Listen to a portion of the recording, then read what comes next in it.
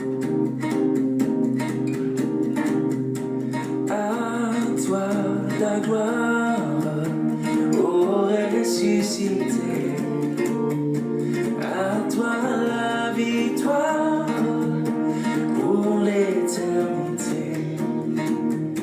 Brillant de lumière, l'ange est descendu. Il roule la pierre du tombeau vaincu. À toi la gloire, ô ressuscité. À toi la victoire pour l'éternité. Oh, oh, oh, oh. Vois-le paraître, c'est lui, c'est Jésus, ton sauveur, ton maître. Oh, ne doute plus. Sois dans l'allégresse, peuple du Seigneur. Il redit sans cesse que Christ est vainqueur. À toi la gloire, ô ressuscité. À toi la victoire pour l'éternité. Oh, oh, oh,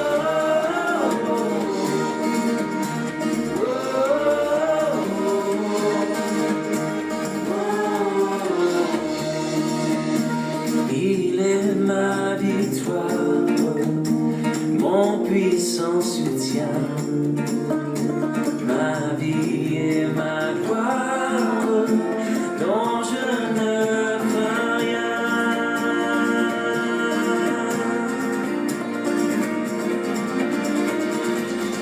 À toi la gloire, ô ressuscité.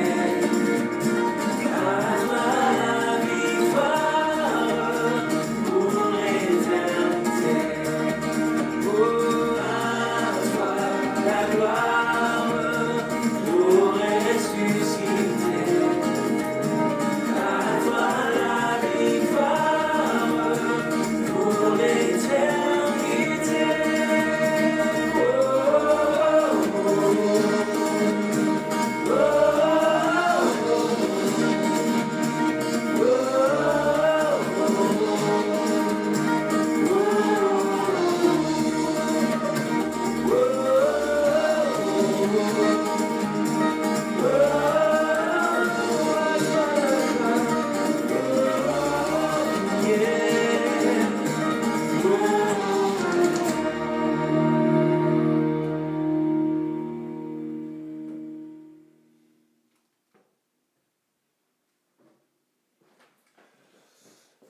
Bienvenue à tous.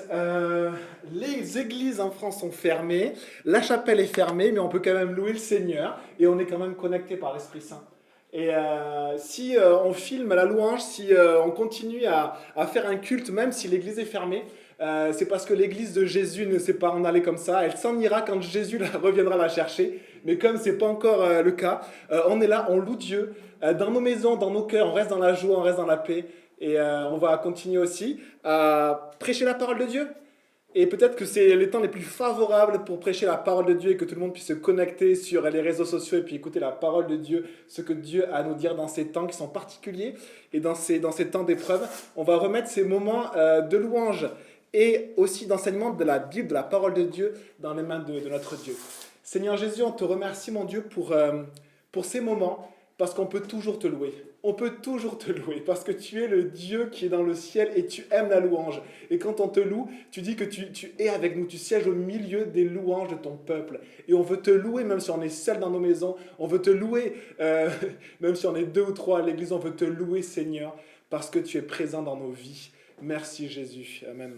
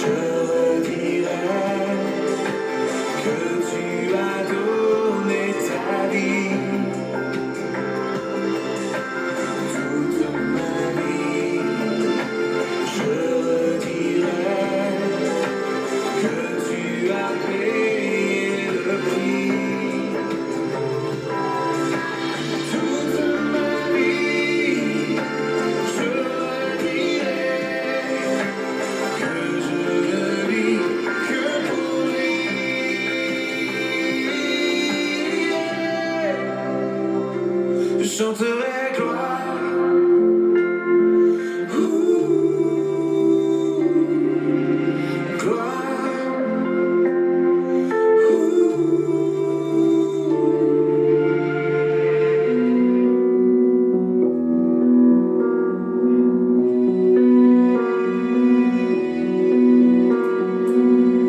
En toi les humbles sont bénis, en toi les faibles sont tels.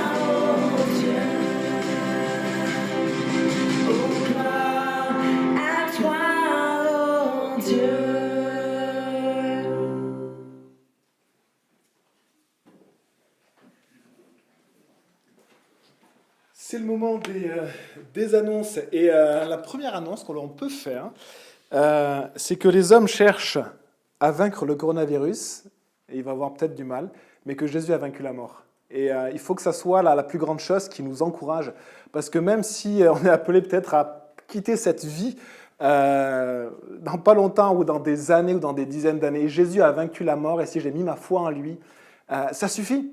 Ça suffit pour vivre une vie heureuse et paisible jusqu'au bout. Et c'est l'espérance du chrétien. Jésus a vaincu la mort. Et on met vraiment notre confiance en Jésus. Et on est là ce matin pour proclamer cela.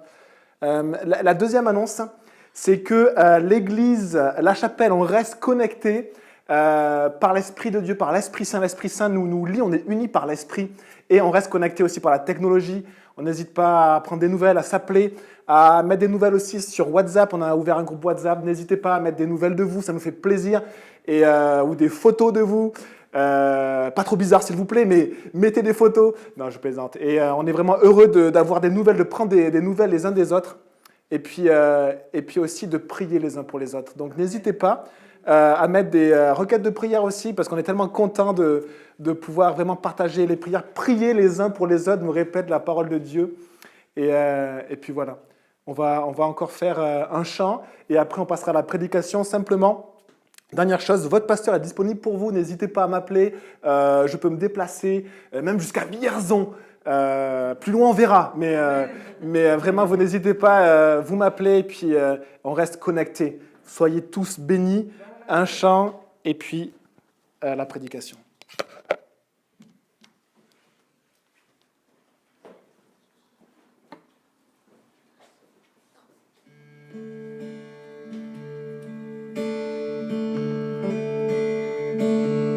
Quel sauveur merveilleux je possède, il s'est sacrifié pour moi, et sa vie innocente et célèbre, pour mourir sur l'infâme croix. Il renonce à la gloire céleste pour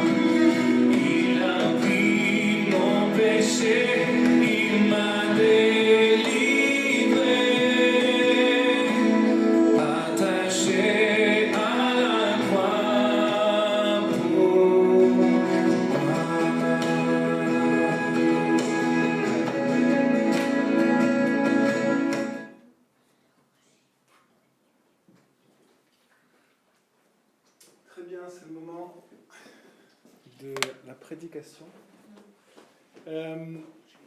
Donc je vous invite à prendre vos Bibles, vous qui nous écoutez, et de faire comme si vous étiez à l'église. Et on va continuer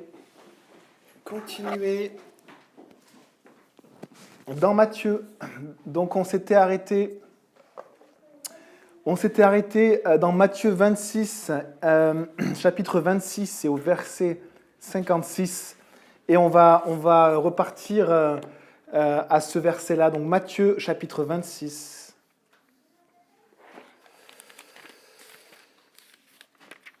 Et au verset 56, pardon. Donc on avait vu que Jésus avait dit ceci au verset 56, je lis, « Mais tout cela est arrivé afin que les écrits des prophètes soient accomplis. Alors tous les disciples l'abandonnèrent et prirent la fuite. » Verset 57, « Ceux qui avaient arrêté Jésus l'emmenèrent chez le grand prêtre Caïphe, où les spécialistes de la loi et les anciens étaient rassemblés. Pierre le suivit de loin jusqu'à la cour du grand prêtre. Il y entra et s'assit avec les serviteurs pour voir comment cela finirait. Les chefs des prêtres, les anciens et tout le Sanhédrin cherchaient un faux témoignage contre Jésus afin de le faire mourir. Mais ils n'en trouvèrent pas, quoique beaucoup de faux témoins se soient présentés.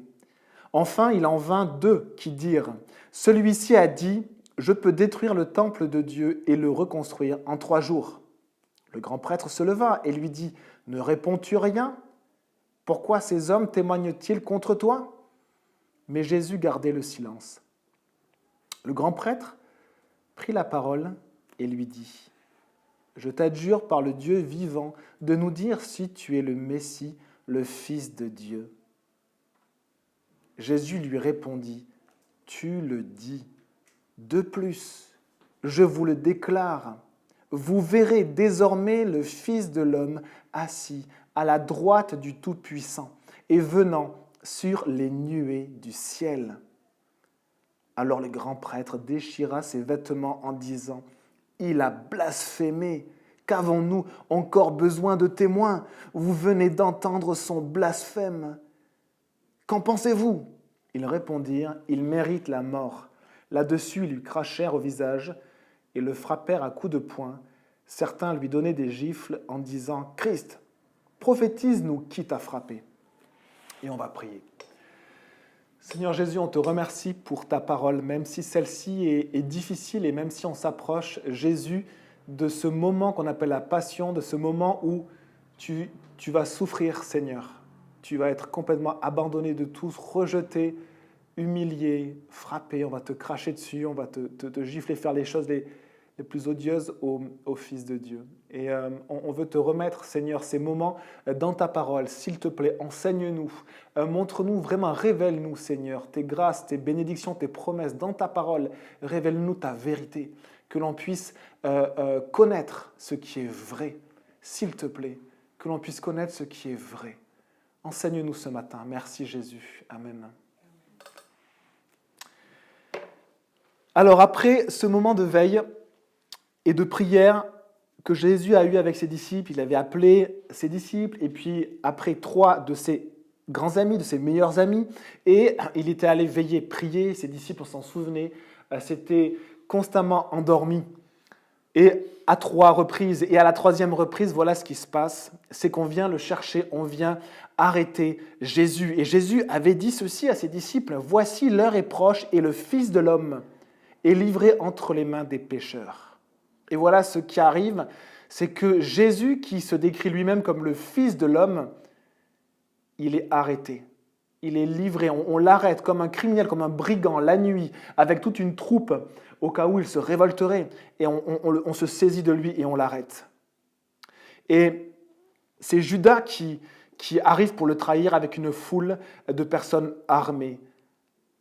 Et malgré cette heure sombre des ténèbres, Jésus dit ceci, il dit « Tout cela est arrivé afin que les écrits des prophètes soient accomplis. » Au verset 56, le premier verset qu'on a lu. Et malgré cette heure sombre des ténèbres, le plan de Dieu est en train de s'accomplir. Une chose vraiment étrange, mais le plan de Dieu est en train de s'accomplir dans ces événements terribles où on va bafouer la justice, où on va condamner quelqu'un à mort d'une manière presque odieuse et ridicule. Et le plan de Dieu est en train de s'accomplir. Les écrits des prophètes en avaient parlé. Les prophètes en avaient parlé, Dieu en avait parlé dans sa parole. Le Messie allait être abandonné. Et si vous tournez vos Bibles dans Ésaïe 53, Ésaïe, c'est un prophète qu'on appelle le 5e évangile. Alors ce n'est pas parce que c'est quelqu'un qui a vécu avec Jésus comme les autres disciples, c'est parce que quelqu'un 600 à 800 ans avant la venue de Jésus, il va avoir cette révélation de Dieu, juste des mots de Dieu qu'il va réécrire. Et quand on lit Ésaïe 53, Ésaïe au chapitre 53, on voit que Dieu annonce quelque chose qui va se passer et qui est en train de se produire quand Jésus parle et est arrêté. Et on ne va pas tout lire, on lit juste au verset 3 et on reprendra quelques éléments de ce chapitre après. Ésaïe 53, verset 3, il a été méprisé et abandonné des hommes. Et voilà ce qui se passe. Jésus est abandonné des hommes. Et un peu plus loin, on lit semblable à celui dont on détourne le visage. Et un autre passage, je vais vous le lire, vous n'êtes pas obligé de le prendre, dans le psaume 2, nous dit ceci dans le psaume 2, je vous le lis. Les rois de la terre se soulèvent et les chefs se liguent ensemble contre Dieu, contre l'Éternel et contre celui qu'il a désigné par onction. Et on va voir ici que tout le monde va se liguer contre Jésus, pas simplement les chefs religieux, mais aussi les chefs du peuple. Pas simplement les chefs, mais aussi le peuple. Pas simplement les Juifs, mais aussi les Romains. Et les Romains représentent le monde entier, parce que parmi les Romains, il y avait toutes les nationalités. On venait de toutes parts, et les soldats romains qui ont crucifié Jésus venaient de tout l'Empire romain, de tout le monde entier. Et on lit un autre passage dans Zacharie, le prophète Zacharie, qui avait dit ceci, et qui parlait aussi de ce moment. Et on lit, d'où viennent ces blessures que tu as aux mains?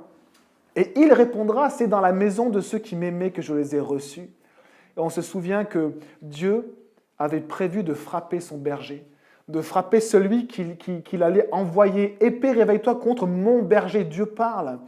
Et l'homme qui est mon compagnon. Et on se souvient que Dieu a dit, mais Jésus, c'est mon fils bien-aimé en qui j'ai mis toute mon approbation. Mon compagnon. Et Dieu va le frapper. Et c'est le plan de Dieu. Frappe le berger et que les brebis soient dispersées. Et je porterai la main contre les faibles. Et voilà ce qui se passe à ce moment-là. Et Jésus va être frappé et ceux qui suivent le Messie vont être dispersés. Et on l'a lu, alors tous les disciples le laissèrent et s'enfuirent. Et on continue au verset 57. Ceux qui avaient arrêté Jésus l'emmenèrent chez le grand prêtre Caïphe, où les spécialistes de la loi et les anciens étaient rassemblés. Donc on arrête Jésus par décision des chefs des Juifs et par la trahison de Judas, et on l'amène de nuit dans la cour du grand prêtre, chez le grand prêtre. Le grand prêtre, alors c'était quoi? C'était qui? Le grand prêtre, c'était le premier des prêtres. C'était le chef de toute la classe religieuse et sacerdotale, et il faisait partie d'une lignée bien précise. Les prêtres et ceux qui s'occupaient du temple devaient faire partie de la famille de Lévi, et ceux qui étaient prêtres, qui faisaient les sacrifices, devaient faire partie de la famille d'Aaron, qui faisait partie de la famille de Lévi. Et on a du coup ce grand prêtre, et le titre de grand prêtre se transmettait au départ de père en fils, à commencer par le grand prêtre, ou le grand sacrificateur, ou le souverain sacrificateur, Aaron.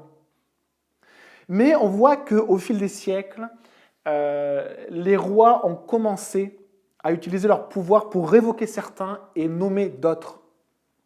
Salomon va le faire une fois, et puis dans les époques suivantes, ça va être aussi fait, et Hérode va le faire. Hérode, dès qu'il va être au pouvoir, il va même liquider la majorité du Sanhédrin et mettre de côté le grand prêtre pour mettre d'autres personnes qui étaient plus favorables à lui. Et en fait, ce Caïphe, il n'a pas toujours été grand prêtre. Juste avant Caïphe, c'était le grand prêtre Anne. Et on lit dans certains évangiles qu'on amène d'abord Jésus chez le grand prêtre Anne. Et en fait, ce grand prêtre-là avait été démis de ses fonctions en 15 après Jésus-Christ. Mais il gardait son titre. Et donc, dans les évangiles, si vous lisez les évangiles, vous pouvez avoir en fait 2 grands prêtres. On amène d'abord Jésus chez le grand prêtre Anne. Peut-être que les 2 maisons étaient collées, peut-être que c'était la même grande structure, on ne sait pas, mais il commence d'abord par l'amener chez Anne. Et c'est ce que nous dit, par exemple, Jean 18, je vous le lis, ils l'emmenèrent d'abord chez Anne. Et je vous lis ce passage qui n'est pas raconté dans Matthieu. Le grand prêtre interrogea Jésus sur ses disciples et sur son enseignement. Et Jésus lui répondit, « J'ai parlé ouvertement à tout le monde. J'ai toujours enseigné dans les synagogues et dans le temple où les Juifs se réunissent constamment. Et je n'ai rien dit en secret. Pourquoi m'interroges-tu ? Interroge ceux qui m'ont entendu sur ce que je leur ai dit. Ils savent, eux, ce que j'ai dit. » À ces mots, un des gardes qui se trouvait là donna une gifle à Jésus en disant « C'est ainsi que tu réponds au grand prêtre ?» Jésus lui dit « Si j'ai mal parlé, explique-moi ce que j'ai dit de mal. Si j'ai bien parlé, pourquoi me frappes-tu » Alors Anne l'envoya attaché à Caïphe, le grand prêtre. Et du coup, on est lors de cette deuxième partie. Et on va voir que tout au long de ce jugement qui a lieu la nuit, on se souvient que c'est le soir que Jésus est allé au jardin et que la nuit, il a été arrêté, que les disciples l'abandonnent. Tout au long, on va voir des irrégularités, des lois qui vont être même mises de côté pour juger Jésus. La première que l'on peut voir, c'est que Jésus est maltraité. Et pour le Sanhédrin, pour le tribunal des Juifs, pour la plus grande instance judiciaire et religieuse des Juifs, on ne pouvait pas maltraiter quelqu'un qui était jugé. Et Jésus, il commence une sorte de pré-interrogatoire par ce grand prêtre qui a toujours le titre de grand prêtre, mais qui n'est pas celui qui est le président qui siège au Sanhédrin. Et il est giflé. Et ensuite, alors que Anne voit que peut-être qu'il n'a pas de témoins pour pouvoir avoir des informations contre Jésus, il l'emmène à Caïphe. Et on en est là au verset 57. Donc, ceux qui avaient arrêté Jésus l'emmenèrent chez le grand prêtre Caïphe, où les spécialistes de la loi et les anciens étaient rassemblés. Et donc, les spécialistes de la loi et les anciens, c'est le Sanhédrin, c'est ce tribunal-là. Peut-être que le tribunal n'était pas au complet. Peut-être qu'il n'était pas au complet. Il y avait, comme dans les associations actuelles, un quorum à atteindre. Donc, il fallait être une petite proportion pour pouvoir statuer, juger. Il y avait le président du grand conseil, comme on appelait, du conseil des Juifs, du Sanhédrin, Caïphe. Et il y avait les chefs. Mais vous savez que dans les chefs religieux ou du peuple, il y avait un disciple de Jésus, Nicodème. Nicodème était un disciple de Jésus et faisait partie du Sanhédrin parce qu'à un moment donné, alors que les chefs veulent juger Jésus sur un des miracles qu'il a fait, et ils disent « rien de bon ne vient de la Galilée », eh bien, Nicodème va simplement dire, il est avec eux, il fait partie de ces chefs, il fait partie du Sanhédrin, il va simplement dire « mais est-ce qu'on juge une personne avant de l'avoir entendue ?» Et là, on va le rembrouiller en disant « mais tu cherches et tu verras que rien de bon ne vient de Galilée ». Et donc, il avait été mis de côté. Il est possible qu'il n'ait pas été convoqué parce qu'on devait savoir qu'il n'était pas contre Jésus. Hein. Nicodème, c'est celui aussi qui va utiliser aussi ses pouvoirs pour prendre Jésus de la croix et puis l'amener au tombeau. Peut-être qu'il était là et qu'il n'a pas pu dire grand-chose parce que le reste du Sanhédrin était contre Jésus. Peut-être qu'il était là et puis qu'il n'a pas osé ouvrir la bouche. C'est possible et on va voir que ça peut aussi nous arriver. Mais on lit la suite. Ceux qui avaient arrêté Jésus, donc, on l'a lu au verset 57, verset 58. Pierre le suivit de loin jusqu'à la cour du grand prêtre, y entra et s'assit avec les serviteurs pour voir comment cela finirait. On a le disciple qui a dit à Jésus « Je ne t'abandonnerai jamais, je vais même mourir pour toi, je peux mourir pour toi ». En fait, on voit qu'il va suivre Jésus et qu'en parallèle du jugement de Jésus, il y a cet épisode qui est raconté juste après où Pierre va réussir à rentrer dans la cour du grand prêtre avec les serviteurs du grand prêtre et avec peut-être une partie de la foule qui était venue chercher Jésus et avec des soldats, les soldats du temple, donc des soldats juifs et les soldats romains. Et donc il est au milieu d'eux, il ne fait pas trop de bruit, pour pas qu'on le reconnaisse. Et comme il fait très froid, il va être on a allumé un feu dans cette cour-là et puis il va se chauffer autour du feu comme les autres. Et en parallèle, on va avoir ça et on l'étudiera dimanche prochain. Et en parallèle, on a Pierre qui va renier le maître, qui va vivre cela. Et on pense que Pierre pouvait voir Jésus quand il était chauffé près du feu, parce qu'à un moment donné, je vous le lis dans Luc 22, alors le Seigneur se retourna et regarda Pierre.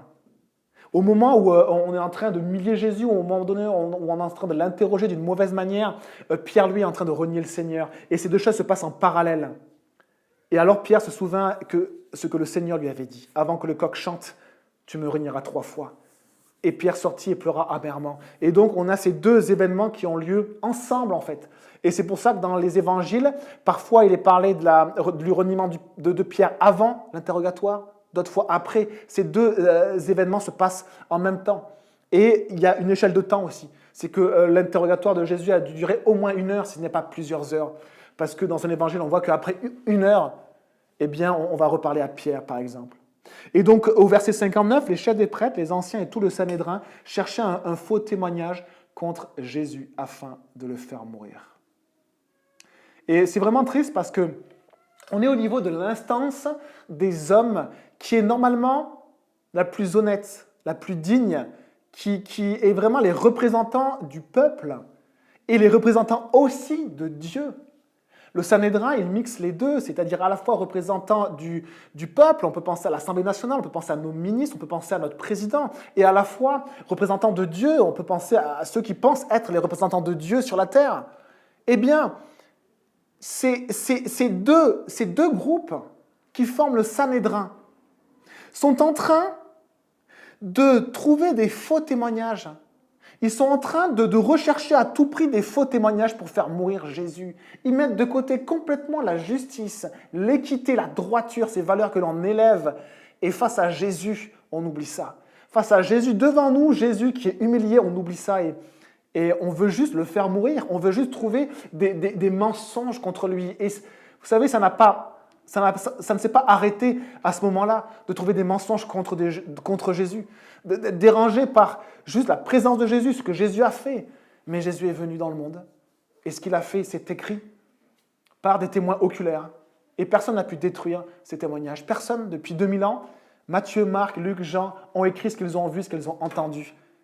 Et jusqu'au bout, il y aura ces témoignages de ce qu'a dit Jésus, de ce qu'a fait Jésus et de qui est Jésus. Mais ils n'en trouvèrent pas au verset 60, quoique beaucoup de faux témoins se soient présentés. Pour retenir un témoignage, il fallait au moins 2 témoins dont les témoignages concordent.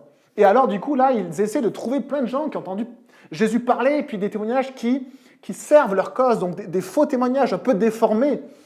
Mais personne n'a la même version. Personne n'a la même version. Et vous savez, dans les évangiles, si les évangiles ont été écrits, c'est que tout le monde avait la même version. C'est que les personnes qui ont écrit ça ne l'ont pas écrit seules. Luc, il a fait des recherches incroyables, extrêmement poussées pour écrire son évangile. Parce qu'il allait voir des témoins oculaires, il a recoupé les témoignages comme on fait actuellement. Quand il y a un événement comme un accident, comme un meurtre, on recoupe les témoignages pour savoir si c'est vrai. Et Luc a fait la même chose, il a recoupé. Et il a vu le cœur de l'histoire et il a écrit. Mais là, ce n'est pas le cas. Là, on n'est pas en train d'essayer de savoir la vérité. Qu'est-ce qu'a dit Jésus?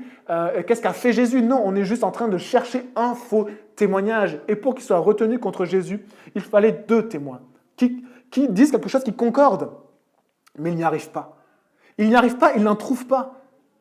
Et ils ont arrêté Jésus, ça veut dire sans motif. Ils ont arrêté Jésus sans motif. Parce qu'ils n'avaient rien à lui reprocher, ils n'avaient même pas une seule accusation. Ils cherchent l'accusation et ils n'en trouvent pas. Ils ne cherchent pas à connaître la vérité et à statuer selon la vérité. Ils cherchent juste à tout prix des accusations contre Jésus. Et ça n'a pas changé aujourd'hui.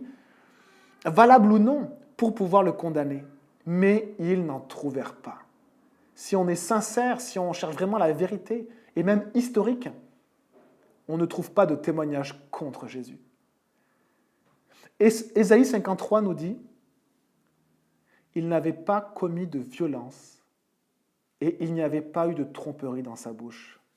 Et le prophète Ésaïe nous annonce quelque chose que les disciples vont voir, vont contempler et vont exprimer dans leurs lettres. Le disciple Jean, par exemple, va dire ceci dans sa lettre, 1 Jean 2, verset 1. Il appelle Jésus-Christ le juste. Jésus-Christ le juste. Alors que la parole de Dieu dit tellement clairement qu'il n'existe pas parmi les hommes quelqu'un qui ne commette pas le mal. Moi, je suis pécheur, moi, je ne suis pas juste. Moi, je n'arrive pas à faire le bien et surtout, je commets aussi le mal. Romains 3 nous dit, il n'en est aucun qui fasse le bien, pas même un seul. Romains 3, 10 nous dit, selon qu'il est écrit, il n'y a point de juste, pas même un seul. Et depuis Adam et Ève, les premiers hommes que Dieu a créés de la poussière de la terre, par sa puissance, depuis Adam et Ève, la terre n'a porté qu'une seule personne, qu'un seul être humain qui n'a pas commis d'iniquité, de mal, d'impureté. Jésus-Christ. Jésus-Christ le juste. Il appelait comme ça, c'est un de ses titres, nous ne sommes pas justes. Jésus-Christ est juste. C'est Jésus le juste, le seul juste. Et Dieu lui-même l'a attesté. On s'en souvient dans le baptême de Jésus, quand Jésus est baptisé, les autres se faisaient baptiser pour leurs péchés. Et Jean le baptiseur dit, mais je ne peux pas te baptiser. Il avait raison, c'était le juste. Mais Jésus dit, laisse faire ce qui doit être fait. Et Jean-Baptiste le baptise. Et alors que les autres confessaient leurs péchés, Jésus, lui, va ressortir de l'eau. Et qu'est-ce qui se passe? Le Saint-Esprit descend sur lui comme une colombe, mais surtout on entend le Père dire, Dieu qui dit et qui proclame à tous ceux qui sont présents, celui-ci est mon Fils bien-aimé qui a toute mon approbation. Tout ce qu'il a fait, je l'ai approuvé. Voilà le seul juste. Et Jésus n'a pas été baptisé pour confesser ses péchés.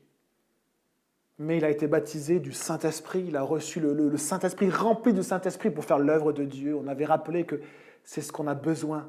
C'est d'être rempli du Saint-Esprit, baptisé de l'Esprit de Dieu pour faire la volonté de Jésus-Christ, le juste, et d'aller à sa suite, à la suite de Jésus, le juste. Et alors on voit que le seul juste que le monde ait porté, on l'attrape comme un brigand, on le traîne devant les tribunaux, et un tribunal qui se dit être représentant des hommes et de Dieu, et qui accumule les irrégularités, les vices de procédure et les injustices. Les juges ici étaient coupables de ce qu'ils sont en train de faire, de chercher des faux témoins. Les faux témoins, dans la parole de Dieu, si une personne faisait un faux témoignage, elle était passible de mort, et eux cherchent des faux témoins, et ne les puniront pas. Et on voit que les juges ne sont pas impartiaux, qu'ils ne punissent pas les faux témoins, qu'ils encouragent même les témoignages illicites, parce qu'ils ont déjà jugé Jésus. Et vous savez, ceux qui trouvent des mensonges sur Jésus, ceux qui disent par exemple que Jésus a eu des relations sexuelles, que Jésus a été avec Marie, que Jésus n'a pas existé, que Jésus était juste un philosophe, que Jésus... C'est simplement qu'ils ont déjà leur idée sur Jésus avant de faire leurs recherches. Et ils ne veulent pas de Jésus avant de parler. Et c'est ce qui se passait avec ces juges et le Sanhédrin. Ils avaient déjà jugé Jésus avant de l'arrêter et avant de le connaître. Et la question que je vous pose, c'est, est-ce que vous avez déjà jugé Jésus avant qu'il se révèle à vous? Ou est-ce que vous allez laisser Jésus se révéler à vous, tel qu'il est? Et ce n'est pas à vous de dire ce qu'il est. C'est à lui de vous dire qui il est.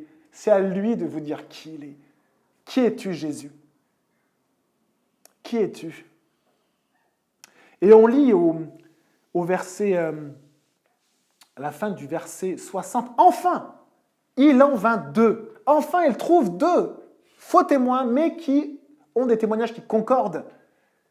Et dire, verset 61, « Celui-ci a dit, je peux détruire le temple de Dieu et le reconstruire en 3 jours. » Voilà le témoignage qu'ils ont récupéré de Jésus. Et en fait, vous allez voir que ce témoignage n'est pas bien rapporté, parce qu'il tord un peu ce qu'a dit Jésus. Le grand prêtre se leva et lui dit, « Ne réponds-tu rien? Pourquoi ces hommes témoignent-ils contre toi ?» Mais Jésus gardait le silence. Le Sanhédrin trouve enfin des témoignages qui concordent et qui vont pouvoir utiliser contre Jésus. Et quand on lit ceci à premier abord, Et moi, je le pensais également, on peut dire, mais ce témoignage est très faible. Jésus dit simplement, je peux détruire le temple de Dieu et le construire en 3 jours, suivant ses témoins. En quoi cela peut être une base d'accusation et de forte accusation? Eh bien, tous ceux dans l'histoire qui ont parlé contre le temple et contre Jérusalem, beaucoup sont morts. Beaucoup sont morts dans l'histoire des Juifs et même des prophètes de Dieu. Et du coup, s'ils pouvaient dire que Jésus parle contre Jérusalem et contre le temple de Dieu, et l'attester, ça pouvait être une accusation contre Dieu. Et il pouvait peut-être, en tout cas, il voulait utiliser ça pour le condamner à mort. Car c'est leur but, le condamner à mort. Et on a par exemple Jérémie. Jérémie, je vous le lis dans Jérémie 26. On lit, les hommes disent de Jérémie, cet homme mérite d'être condamné à mort car il a prophétisé contre cette ville comme vous l'avez entendu de vos propres oreilles. Il a aussi prophétisé contre le temple. Et il a dit qu'il sera détruit, qu'il sera comme la ville de Silo, un autre lieu spirituel qui avait été détruit. Jérémie dit à tous les chefs et à tout le peuple, c'est l'Éternel qui m'a envoyé pour prophétiser contre ce temple et contre cette ville. Toutes les paroles que vous avez entendues. Maintenant, corrigez votre conduite. Corrigez votre conduite et votre manière d'agir. Écoutez l'Éternel, votre Dieu, et il n'accomplira pas le mal qu'il avait l'intention de vous faire. Quant à moi, je suis entre vos mains. Traitez-moi comme vous l'estimez bon et juste. Et on voit un prophète de Dieu qui vraiment a mis toute sa confiance en Dieu et qui peut mourir parce qu'il a mis sa foi en l'Éternel. Mais Dieu lui a demandé de transmettre un message. Il le transmet et il reste fidèle. Et on voit en fait que Jérémie ne va pas être tué, mais in extremis, il va être sauvé par une personne. Et on voit par contre dans le même passage qu'une autre personne, Uri, fils de Shemaéja, qui lui aussi avait prophétisé, et lui va être mis à mort. Et je vous le lis, il y avait un autre homme qui prophétisait au nom de l'Éternel, ça c'est les gens qui parlent autour de Jérémie pour savoir s'ils doivent tuer Jérémie. Uri, fils de Shemaéja, de Kirjat Jéarim, il transmit contre cette ville et contre ce pays exactement les mêmes prophéties que Jérémie. Peut-être ça devait les alerter. Si plusieurs personnes à des générations différentes transmettent les mêmes choses, peut-être on va commencer à se remettre en question. Si Jésus dit la même chose depuis 2000 ans, peut-être on va commencer à se dire, est-ce que Jésus peut-être ne dit pas la vérité? Alors Jésus aurait parlé contre le temple, parce que cet Uri, en fait, le roi va le chercher, il va se cacher même en Égypte, et le roi va le trouver en Égypte, il va le ramener, il va le tuer. Et on voit qu'il n'est pas bon d'être prophète de l'Éternel, il n'est pas bon parfois de parler en son nom. Mais quand Dieu demande de faire quelque chose à quelqu'un, la seule chose qu'on peut demander à Dieu, c'est que Dieu nous demande juste, donne la force de faire ce qu'il nous demande. Pas de faire ce que nous on veut, on peut proclamer dans les rues tout ce qu'on veut et n'importe quoi, mais simplement que si à un moment donné le Saint-Esprit me dit clairement de dire un mot, eh bien que Dieu me donne la force de le dire. Et les témoins donc font référence à une parole de Jésus que Jésus a prononcée au début de son ministère. Jésus, en fait, il a fait 2 nettoyages dans le temple. Il a nettoyé le temple une première fois, on le lit dans Jean 2, et il a nettoyé le temple une deuxième fois. Vers la fin, quand il arrive à Jérusalem, après l'acclamation, on l'acclame sur cet ânon comme étant le roi des Juifs. Hosanna, Hosanna au fils de David. Le fils de David, c'est le Messie, le roi des Juifs. Eh bien, cette première fois, Jésus va dire ceci. Il va dire à ceux qui lui disent « Mais qu'est-ce que tu fais?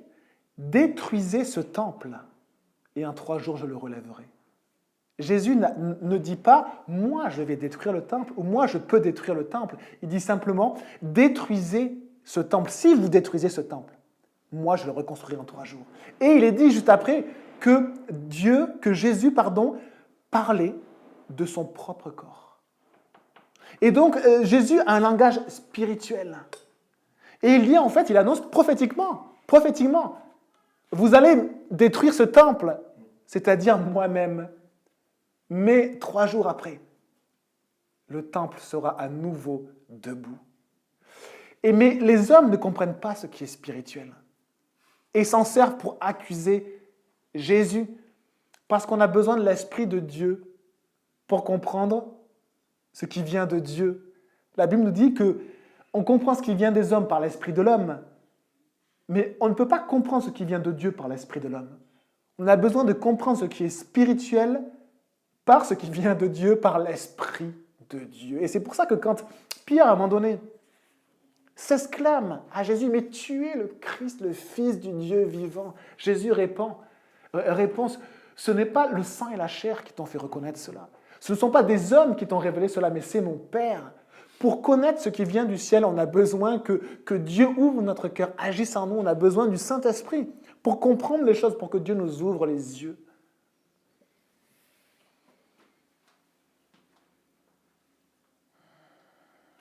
Et alors on a cette accusation, ce témoignage, qui finalement a été déformé. Parce que Jésus dit, si vous détruisez ce temple, en 3 jours, je le relèverai. Et les Juifs vont dire après Jésus, mais il a fallu 46 ans pour bâtir ce temple, et toi, en 3 jours, tu vas le relever.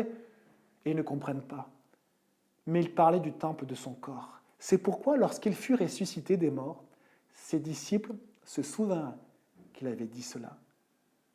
Et ils ont compris. Par l'Esprit de Dieu, ils ont compris et ils crurent à l'Écriture et à la parole que Jésus avait dite.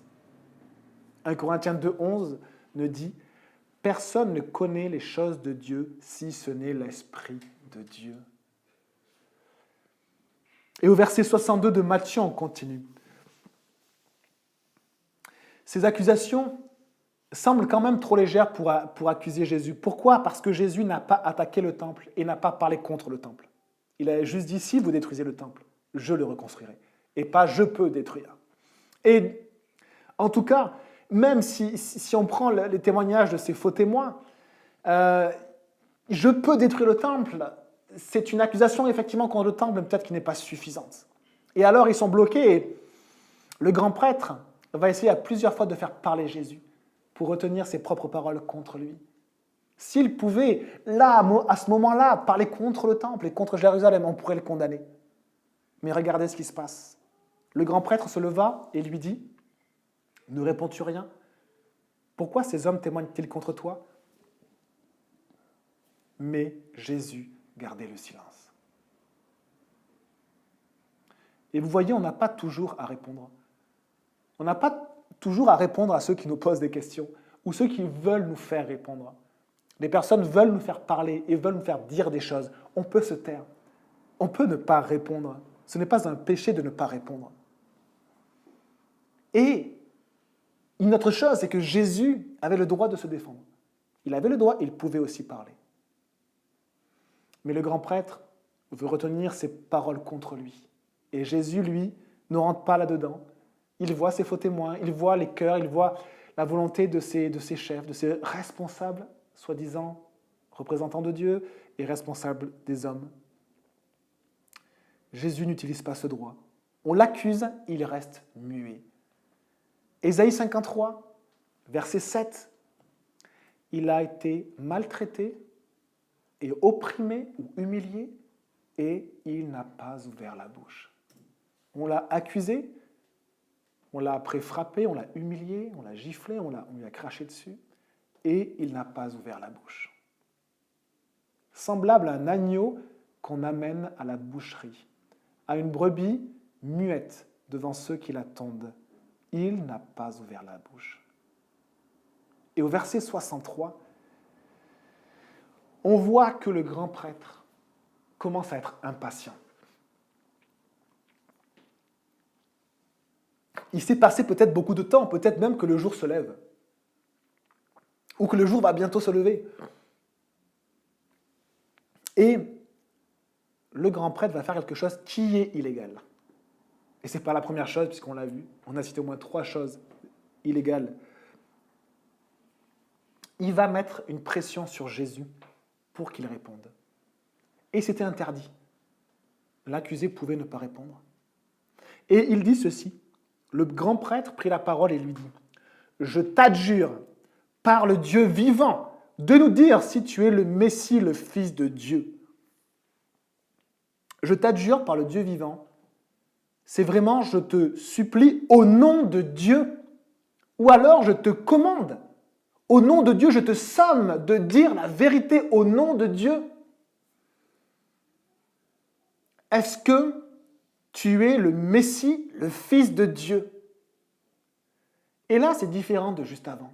Jésus n'avait pas répondu. Jésus avait été dans le silence silencieux à des gens qui voulaient le faire parler. Mais ici, il est question d'autre chose. C'est de qui est Jésus. Et là, à nous, chrétiens, ça nous reprend, parce que parfois, aussi, il est question de qui est Jésus. Et parfois, on garde le silence aussi.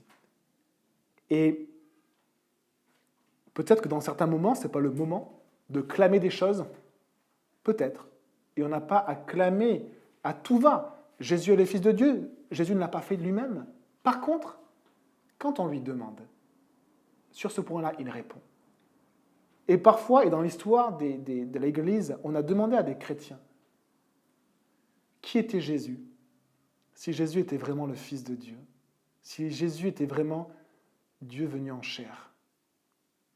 Et on a demandé à des gens s'ils étaient vraiment disciples de Jésus. Et parfois, on peut nous le demander à nous. Et là, on voit qu'il n'y a pas la place au silence. Si on nous demande directement ceci, il n'y a pas la place au silence. Et que le Seigneur nous aide, si l'occasion se présente, dans des circonstances où nous pouvons peut-être même perdre des amis. Quand on assume d'être chrétien, on perd des amis, on peut perdre des amis, on peut perdre même des liens de famille. Et aujourd'hui, quelles que soient les cultures, vous savez, quelles que soient les cultures, on peut perdre des liens de famille. On peut perdre des biens dans certains pays. On peut tout perdre dans des pays. Et on peut perdre même la vie. Mais même là, Jésus a répondu, sachant que c'est cette réponse qui va l'amener à la croix. Mais Jésus ne peut pas se taire. Et Dieu, je pense, donne une force particulière, un ancrage en Dieu particulier dans ces moments-là, si on doit témoigner de lui dans une situation difficile. Alors qu'on veut nous accuser, on nous demande, est-ce que tu es disciple de Jésus? Est-ce que tu crois en Jésus, toi? Tu crois que Jésus est Dieu? Tu crois que Jésus, il est venu miraculeusement de Marie? Tu crois que le seul rôle, un des rôles des chrétiens, c'est juste de dire, ben oui, je crois à cela, je crois à cela. Et qu'est-ce que dit Jésus? Il dit, tu l'as dit. Ça veut dire quoi? Ça veut dire que sa réponse, c'est oui, et toi, tu le dis toi-même. Oui, je le suis, et toi, tu le dis. Et alors, on va s'intéresser un petit peu aux termes de fils de Dieu et de Messie. Parce que, juste après, on lit, Jésus lui répondit, « Tu le dis, de plus je vous le déclare, vous verrez désormais le Fils de l'homme assis à la droite du Tout-Puissant et venant sur les nuées du ciel. » Et juste après, on dit, « Alors le grand prêtre déchira ses vêtements en disant, il a blasphémé. Qu'avons-nous encore besoin de témoins? Vous venez d'entendre son blasphème, qu'en pensez-vous » Ils répondirent, « Il mérite la mort. » Et il est possible que le blasphème ne soit pas simplement, « Oui, je suis le Messie, le Fils de Dieu. » Mais c'est ce qui suit. Ou le tout. Évidemment, le grand prêtre voulait piéger Jésus. Mais dans la tête des Juifs, il faut bien le comprendre, le Messie était un descendant de David, parce que c'était écrit et il le savait. Et dans le texte qui parle de cela, dans 1 Chronique 17, par exemple, et je vous le lis, Dieu va faire une promesse à David et lui dit ceci, « Quand tes jours seront accomplis et que tu iras auprès de tes pères, j'élèverai ta postérité après toi, l'un de tes fils, et j'affermirai son règne. Ce sera lui qui me bâtira une maison et j'affermirai pour toujours son trône. Je serai pour lui un père et il sera pour moi un fils, et je ne lui retirerai point ma grâce comme je l'ai retirée à celui qui t'a précédé. » À la fois, Dieu parle à David de Salomon, son premier fils, à la fois, il parle de son descendant, celui qui allait venir et naître pour être le Messie, le roi, et celui qui allait délivrer son peuple. Et quand les Juifs lisent ces passages-là, eh bien, ils se disent, Salomon aussi, ou les rois aussi, ont été considérés comme étant des fils de Dieu. Dieu déclare que ce sont des fils. Eh bien, Dieu va déclarer également que ce Messie qui viendra, il va aussi l'appeler son fils. Comme peut-être il a appelé Salomon, comme il a appelé d'autres rois. Mais quand Jésus parlait de son identité, qu'il était le Fils de Dieu, il ne parlait pas de cette manière-là. Il en parlait comme ceci, il disait ceci. Jean 10, verset 3, « Moi et le Père, nous sommes un. » Et voilà comment il décrit le Fils de Dieu. « Moi et le Père, nous sommes un. » Alors les Juifs prirent de nouveau des pierres pour le lapider. Jésus leur dit, « Je vous ai fait voir plusieurs bonnes œuvres venant de mon Père. Pour laquelle me lapidez-vous » Les Juifs lui répondirent, « Ce n'est point pour une bonne œuvre que nous te lapidons, mais pour un blasphème, parce que toi, qui es un homme, tu te fais Dieu. » Et là, on arrive sur un point qui est crucial et qui change tout dans notre foi, dans notre religion, on pourrait dire, même si on n'a pas une religion, on a une relation avec Dieu, mais qui change tout. C'est que être fils de Dieu, pour les Juifs, c'était simplement un descendant de David qui allait être appelé fils. Mais pour Jésus, il explique ce que ça veut dire. Être fils de Dieu, ça veut dire venir de Dieu. C'est être le fils de toute éternité. Il ne va pas simplement être appelé fils, mais il est le fils. Celui qui est auprès du Père, de toute éternité, et qui vient dans le monde, dans le corps d'un bébé qui grandit, dans le corps d'un homme. Et donc, fils de Dieu, ce n'est pas simplement un descendant, un fils de David qui viendra. Et Jésus va l'expliquer. Et il ne peut pas se taire. Jésus l'explique en ces termes. Il utilise 2 autres passages de l'Ancien Testament et il dit ceci. De plus, donc il dit, oui, tu le dis, c'est-à-dire tu le dis toi-même, que je suis le Christ, le Messie, l'envoyé de Dieu, le Fils de Dieu. Mais il explique ce que signifie ce terme, ce titre de Fils de Dieu. Il dit, je vous le déclare, vous verrez désormais le Fils de l'homme, assis à la droite du Tout-Puissant et venant sur les nuées du ciel. Et là, Jésus s'appelle lui-même le Fils de l'homme. Il s'appelait régulièrement le Fils de l'homme. Et là, il décrit ce que ça veut dire.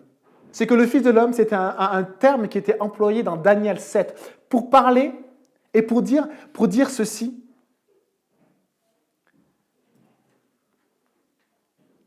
Alors, je ne le retrouve pas. Et il est parlé de celui qui a l'apparence d'un homme, donc d'un fils d'homme, et qui descend sur les nuées du ciel, et à qui toute autorité vont être données, le royaume et toute autorité, et éternellement. Et Jésus s'associe à cette personne-là. Et donc, Jésus est en train de dire ceci. Il est en train de dire qu'il est fils de l'homme, il est fils de Dieu et il est fils de l'homme. Il est en train de dire qu'il siège à la droite de Dieu. Vous verrez désormais le Fils de l'homme assis à la droite du Tout-Puissant. Qu'est-ce que ça veut dire, siéger à la droite de Dieu? C'est celui qui a la plus grande autorité et le plus grand pouvoir à part Dieu. Qui a le plus grand pouvoir après le président de la République? Le Premier ministre. Eh bien, c'est comme si c'était le Premier ministre de Dieu, celui qui a toute autorité, qui reçoit tout le pouvoir de Dieu sur toute chose. Et Jésus s'associe à cette personne. Et c'est insupportable pour les Juifs. Et pire encore pour eux. Vous le verrez venant sur les nuées du ciel. Et les nuées du ciel, une autre traduction dit « et venir en gloire sur les nuées du ciel ». Les nuées, c'est la gloire de Dieu pour les Juifs. C'est la gloire de Dieu. Donc en fait, Jésus dit qu'il vient dans la gloire, qu'il va venir un jour dans la gloire, qu'il partage la gloire de Dieu. Il partage l'autorité de Dieu, il partage la puissance de Dieu, et il partage la gloire de Dieu. Voilà ce que veut dire être le Fils de Dieu. Et si tu crois que Jésus est le Fils de Dieu, alors tu as la vie éternelle. Et on voit ceci, que s'associant à Dieu de cette manière, je partage la gloire de Dieu. Je suis un avec le Père. Je partage son autorité et j'ai même toute autorité de sa part. Eh bien, c'est insupportable pour les Juifs et c'est un blasphème pour eux. Et donc, pour eux, Jésus ne l'est pas. Et donc, il se donne cette autorité divine qui ne peut pas être la sienne. En clair, c'est parce que ces juges croient que Jésus n'est pas le Fils de Dieu qui vont le crucifier parce que lui a dit « Je suis le Fils de Dieu ». C'est un des jugements de l'histoire où l'accusé ne va pas être jugé par ses actes, mais par son identité. On a tué Jésus parce qu'il est le Fils de Dieu et qu'on a refusé qu'il soit le Fils de Dieu. Et donc, il a blasphémé, il doit mourir.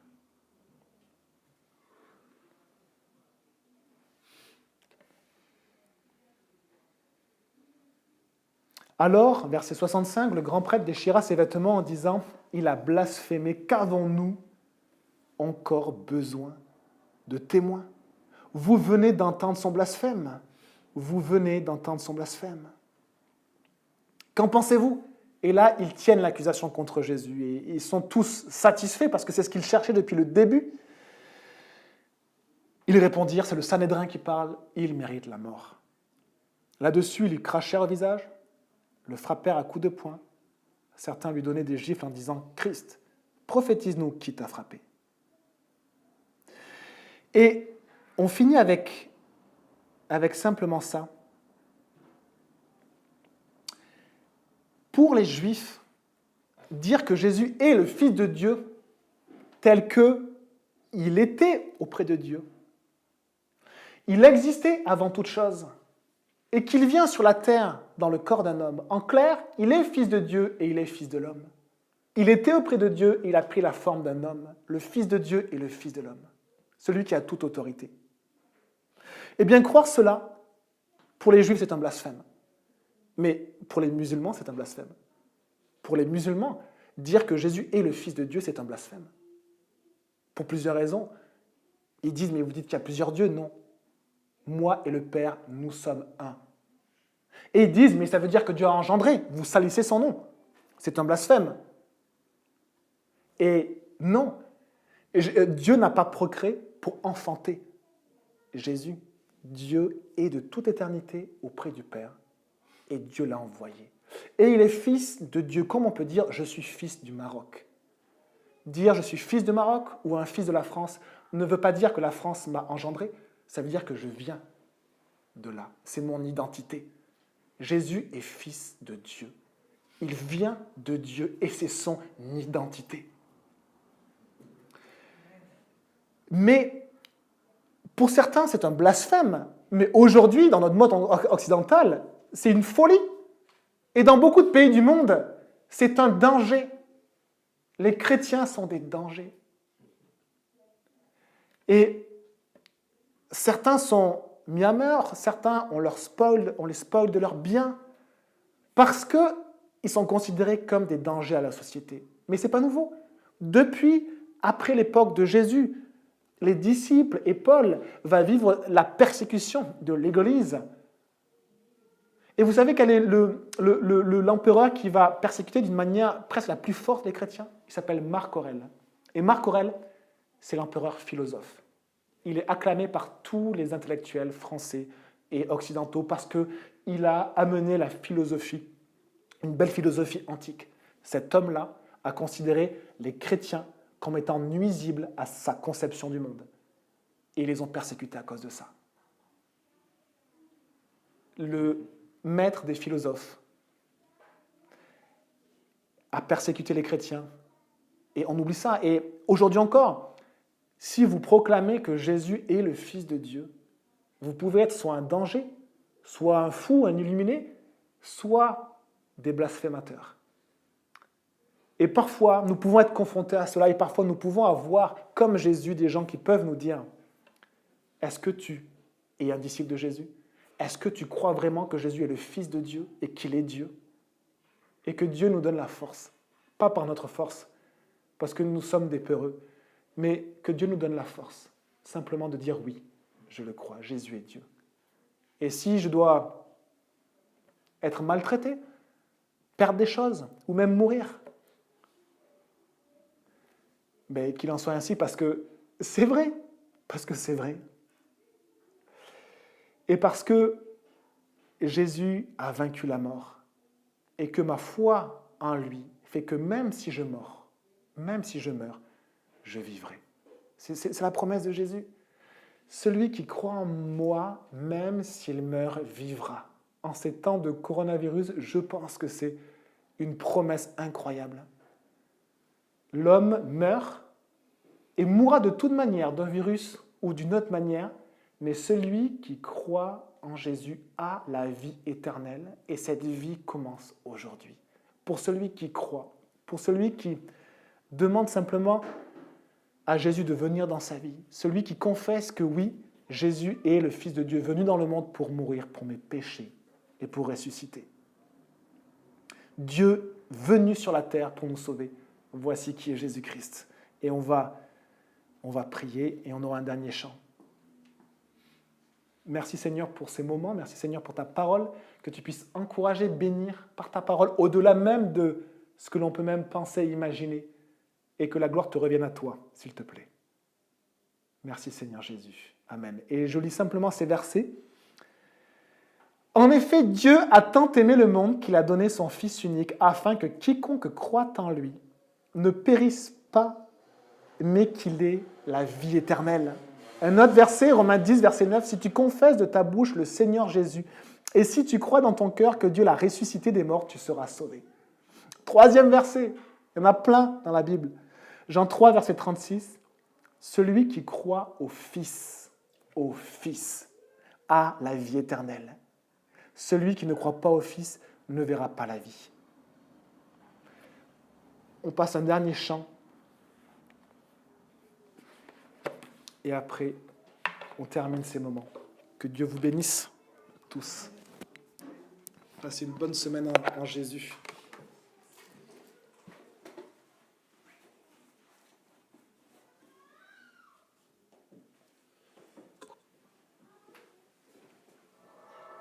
Car Dieu a tant aimé le monde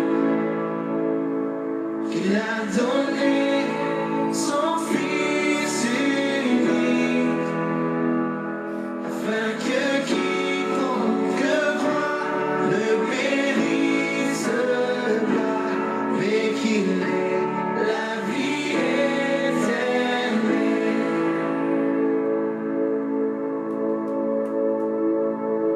Je regarde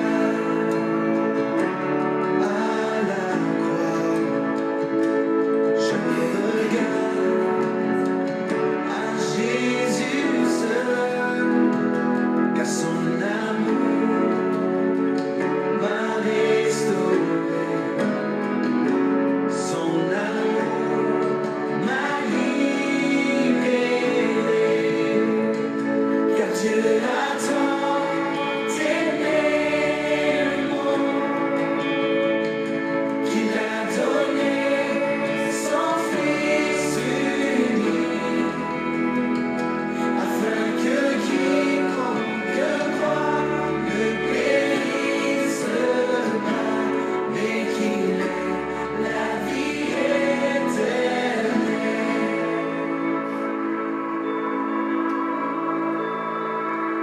Ma confiance est en son nom. Ma confiance dans sa parole. Car par sa grâce, il m'a franchi. Par sa grâce, il me remplit. Car Dieu a tant aimé le monde qu'il a donné son Fils unique, afin que quiconque croit ne périsse pas, mais qu'il ait la vie éternelle. Dieu a tant aimé le monde qu'il a donné son Fils unique, afin que quiconque croit ne périsse pas, mais qu'il ait